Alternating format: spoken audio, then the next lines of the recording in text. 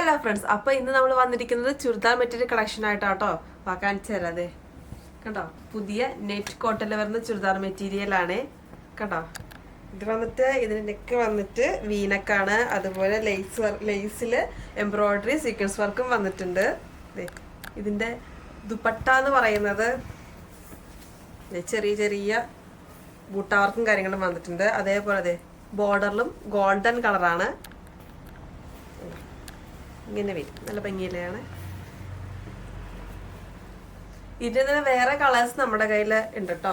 അതിൻ്റെ വേറൊരു കളറാണ് അതെ, ഒരു ടർക്കിഷ് ബ്ലൂ കളർ വരുന്നുണ്ട്, ലൈറ്റ് കളറ്.